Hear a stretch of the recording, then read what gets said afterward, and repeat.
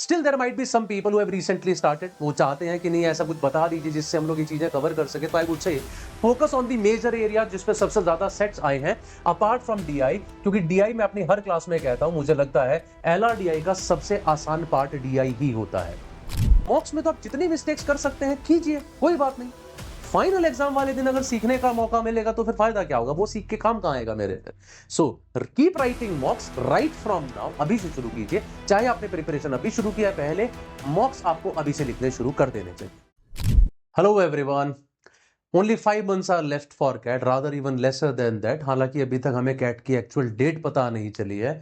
People are guessing it can be 30th of November और 23rd of November। उसके बारे में पता लग जाएगा जल्दी ही। हालांकि normally CAT has always been there on the last Sunday of November, but I remember once that CAT was held on 23rd of November way back, I think in 2003 if I'm not wrong, and after that it actually never happened that मतलब एक situation ऐसी आई हो कि 30 नवंबर को cat करना पड़ा हो on a single day. तो शायद 23 नवंबर भी हो सकता है। खैर एनीवेज, द पॉइंट इज कि रफली 5 महीने का टाइम हम लोग के पास बचा है, रादर उससे भी कम। तो इन 5 महीनों में स्पेशली एलआरडीआई में हम लोग क्या कर सकते हैं, that's what I am going to talk about today. I am Saral नेशियर, I am a quant and LRDI instructor at Unacademy, और उसी के बारे में मैं आज बात करूंगा कि एलआरडीआई में आप इस बचे हुए समय में किस तरीके से इसका एक बेस्ट यूटिलाइजेशन कर सकते हैं so that you can improve your scores. That's all that we are going to talk about. Straight away I come to the point. सबसे पहले बात करता हूं मैं सिलेबस के बारे में। हालांकि आप लोगों को आइडिया होगा, लेकिन कई बार हम लोगों ने देखा है कि एलआरडीआई में हम लोग कहते हैं कि there is no prescribed syllabus, जो काफी हद तक बात सही है। काफी हद तक यह बात सही है कि कोई सिलेबस है नहीं। बात यह कि हम लोगों ने उनको डिवाइड कर दिया है अलग अलग कैटेगरीज में, just to understand that well कि हाँ एक चीज होती हुई नजर आती है। जैसे अगर मैं बिल्कुल ही ये बोल दूं कि एक चीज आपको पढ़नी है जिसकी कोई लिमिट ही नहीं है, तो कभी वो कॉन्फिडेंस ही नहीं आएगा कि मैं कितना पढ़ चुका हूं, सफिशिएंट है कि नहीं है। तो उसको कुछ पार्ट्स में डिवाइड करने से ऐसा लगता है कि चलो ठीक है, इस तरह की चीजें मैंने प्रैक्टिस कर ली, इस तरह की चीजें मैंने प्रैक्टिस कर ली, तो थोड़ा सा फील आने लगती है कि ठीक है मैं कुछ सही रास्ते पे जा रहा हूं। हालांकि डीआई में आप काफी हद तक कह सकते हैं प्रिस्क्राइब्ड सिलेबस है, पाई चार्ट है, बार ग्राफ, लाइन ग्राफ, लेकिन जो ज्यादातर कैट आपसे बात करने लगा आजकल, scatter plot, radar graph, bubble chart, they have also started talking about the candlestick chart which you see in the stock trading and all. जहां तक बात है रीजनिंग की, रीजनिंग में the biggest area has been reasoning based DI. लेकिन questions आजकल आपको grid पे भी काफी नजर आते हैं, क्वेश्चंस आपको शेड्यूलिंग पे भी नजर आते हैं, रैंकिंग पे, order based questions, arrangement based questions, set theory, games and tournament, routes and networks. There are many such types that CAT has been asking, but trust me on this, I firmly believe this कि actually ये सभी की सभी types केवल और केवल reasoning का part है। इनके लिए आपको कुछ स्पेशल नहीं पढ़ना पड़ता है। यू कांट से कि अच्छा ये करने के लिए तो मुझे जो है ना, जब तक मेरे को ये, जैसे आप एल्जेब्रा में मुझे क्वाड्रेटिक इक्वेशन करना है तो मुझे उसके कॉन्सेप्ट आने चाहिए। इक्वेशन को कैसे सॉल्व करते हैं, sum of the roots, product of the roots, graph कैसे बनाते हैं, मैक्सिमा मिनिमा, उसके बाद आदमी क्वेश्चन बनाता है। एलआरडीआई में ऐसा नहीं होता। There are no such basics in any of the things except a few topics. Set theory में आपने कुछ बेसिक्स देखे होंगे, गेम्स एंड टूर्नामेंट्स में देखे होंगे, कभी कभी लीनियर सर्कुलर में भी हल्का फुल्का। Otherwise most of these types are actually practice based. The more you practice the better you would be at it. LRDI का एक खास यू कैन से फीचर है कि आप सिलेबस को ना देख के उसमें सिर्फ और सिर्फ प्रैक्टिस करते जाइए, आप बेहतर होते चले जाएंगे। और बेहतर होते होते ही आपको यह भी पता चल जाएगा कि ठीक है, मैं फिलहाल कैट के मुकाबले जो कैट में एलआरडीआई आता है उससे कितना दूर हूं या उसके कितना नजदीक हूं। करते करते करते करते वो आइडिया आपको लगने लगता है, and that builds that confidence in you. अगर मैं बात कर रहा हूं डीआई के बारे में, तो डीआई में हालांकि हमारे पास टाइप से हैं, लेकिन कैट का एलआरडीआई अब डीआई पे ज्यादा फोकस नहीं करता। आपने देखा होगा कैट 2024 वाज एन एक्सेप्शन, जब थोड़ा सा डीआई ज्यादा आया। अदरवाइज नॉर्मली कैट के किसी भी स्लॉट में एक से ज्यादा डीआई का सेट नहीं आता। So we should not be spending too much of time on that, spend some initial time on that, but later on जो एलआर है जिसकी इतनी सारी टाइप्स हैं, राइट, वो ज्यादा इंपॉर्टेंट हो जाती हैं। This table gives you all the types of these questions that have appeared from CAT 2017 to 24। मैं आपको पिछले 8 साल का डेटा बता रहा हूं कि पिछले 8 साल में किस टाइप के क्वेश्चन कैट एलआरडीआई सेक्शन में ज्यादा आए।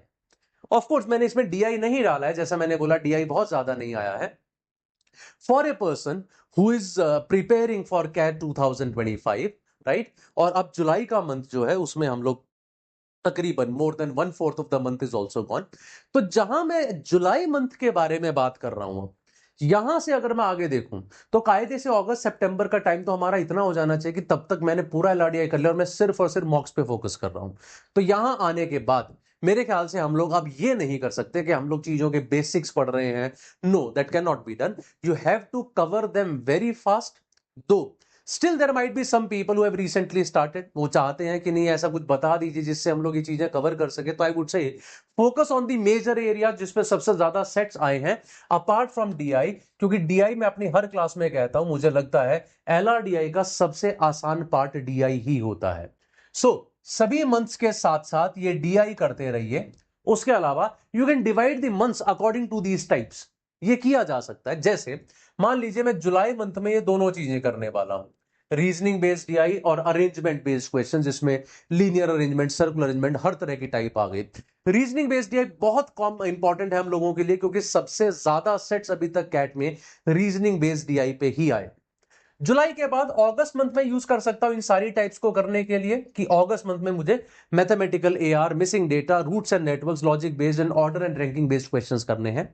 सितंबर मंथ में यूज कर सकता हूं बाकी सभी टाइप्स को करने के लिए, right. I would not suggest that after September you should be talking about the basics of any of the things. It's already very late, right?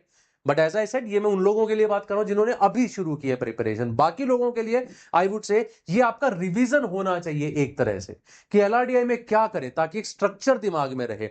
तो जुलाई में रीजनिंग बेस्ड डीआई और अरेंजमेंट टाइप के sets को खूब practice कीजिए, revise कीजिए। दूसरे अगस्त month में ये सब रिवाइज कीजिए, सितंबर मंथ में ये सब रिवाइज कीजिए। इन सभी मंथ्स के साथ साथ डीआई को करते रहिए। जैसे मान लीजिए आपने टेबल्स, बार ग्राफ्स वगैरह यहां पर कर लिए, अगले महीने में आके अपने अलग टाइप शुरू कर दी, स्कैटर प्लॉट आप करने लग गए, रेडार ग्राफ है आप यहां के करने लग गए, यहां के आपने सन बर्स्ट चार्ट करना शुरू कर दिया, या फिर आपने लेट्स से जो कैंडल स्टिक चार्ट है वो शुरू कर दिया। सो that you can do along with these types, that can be done, right. लेकिन जो आपके लास्ट के 2 मंथ्स रहते हैं, अक्टूबर और November, that should be purely for practice. And when I say practice here, तो यहां वो टॉपिक वाइज नहीं कि रीजनिंग बेस्ड डीआई की प्रैक्टिस करनी है, रूट्स एंड नेटवर्क्स की प्रैक्टिस करनी है, वो यहां नहीं कर सकते। तो अक्टूबर नवंबर के जो आपके लास्ट के 2 मंथ्स हैं उसमें आप लोग purely mixed type of DI कीजिए। It should be all mixed. तो कोशिश कीजिए इन 2 मंथ्स के अंदर अगर हो सके तो कम से कम 10 से 12 तो आप मॉक्स लिखें, ठीक है, कम से कम 10 से 12। और उसके साथ साथ ये भी कोशिश कीजिए every second day if you can write a sectional test of LRDI. If you can write it every second day, तो 25 से 30 आप सेक्शनल टेस्ट लिख सकते हैं एलआरडीआई के इस टाइम पे। सेक्शनल टेस्ट का मतलब है वही 40 मिनट में आपके पास 4 या 5 सेट, क्योंकि पता नहीं कैट 25 में क्या होगा, तो 40 मिनट में वो एक पूरा सेक्शन आपको करना है। Then you have to see how much do you score there. So you can basically divide your 5 months accordingly. Once again, I'll repeat for the new people who have recently joined. तो आप ये basics cover कीजिए, फिर उनको वहां जाके revise कीजिए। जो लोग पुराने हैं, जो ऑलरेडी इनके बेसिक्स कर चुके हैं, revise these topics and keep on doing though sectional test along with these mocks. किसी भी हालत में आप छोड़ ही नहीं सकते। ये आप लोगों को कई बार हम लोग पहले भी बता चुके हैं। So before I move ahead, छोटी सी और इंफॉर्मेशन आपको दे दूं, वो ये कि एलआरडीआई में लास्ट ईयर्स में कितना कट ऑफ रहा है, ये हमेशा दिमाग में रखना है। कैट 2024 की मैं बात कर रहा हूं। कैट 2024 में 22 क्वेश्चंस आए थे। सो एलआरडीआई वाज ऑफ 60 मार्क्स। 41.4 पे you had a percentile of 99.5 और 37.8 पे you had a percentile of 99। Now let me just tell you that 2024 का LRDI अभी तक के easiest LRDIs में से था। अगर उससे पिछले साल की बात करूं, यही 99 परसेंटाइल 29 पे था, जो यहां 37.8 पे था। 95 परसेंटाइल वाज 27, यही 95 परसेंटाइल लास्ट ईयर अराउंड 20 था, जो इस साल 27 पे था। तो क्योंकि ये पेपर आपका आसान आया था, इसलिए कट ऑफ थोड़ा स्कोर वर्सेस परसेंटाइल थोड़ा सा ऊपर चला गया। नॉर्मली ये बहुत नीचे रहा है, और इससे पिछले साल ही नहीं, 2023 में, 22 में, 21 में, हर साल it has been like this only, थोड़ा कम साइड पे ही। इसी साल का एलआरडीआई बहुत आसान आया, जिसकी वजह से फिगर्स थोड़ा सा ऊपर गई थी। So keep these figures in your mind while you are preparing, while you are writing these mocks. कितना स्कोर कर रहे हैं, एक आइडिया आपको लगता है। एक और छोटी सी information, currently Unacademy is offering you a flat 60% off on all their subscriptions. You can use code SARL to get that. and you can of course increase your chances to get into the IIMs. Now there are a few things to remember जो आपको ध्यान रखनी है preparation करते वक्त. जैसा मैंने बोला, बेसिक्स के लिए आपके पास अब समय नहीं है. अगर यही मंथ मेरे पास जनवरी फरवरी मार्च टाइप का होता तो मैं कहता यार पहले जॉर्ज समर्स पढ़ो, अपने बेसिक्स इंप्रूव करो, सुडोकू करो, फलाना करो, ढिमाका करो. अब नहीं, जुलाई में आके नहीं कर सकते हैं. You just have to get into the preparation mode straight away. अगर आपने पहले नहीं पढ़ा है तो आपके पास ज्यादा समय नहीं है, सीधा आप वही शुरू कीजिए बेसिक्स को छोड़ के. सिमिलरली प्रैक्टिस डिफरेंट टाइप, जैसा मैंने अभी बताया, ऐसा अगर आप करेंगे बहुत ही रैंडम की LRDI बस मैं करे जा रहा हूं तो आपको लगेगा, कॉन्फिडेंस नहीं आएगा कि मैं ठीक कर पा रहा हूं कि नहीं. तो रीजनिंग बेस्ड DI टाइप कीजिए, अरेंजमेंट टाइप क्वेश्चन कीजिए, set theory, games and tournaments, routes and networks, scheduling, order, ranking, rating, ये जितने अलग अलग टाइप के सेट आप करेंगे ना तो धीरे धीरे कॉन्फिडेंस बिल्ड होता रहता है कि मैंने बहुत टाइप के क्वेश्चन कर लिए.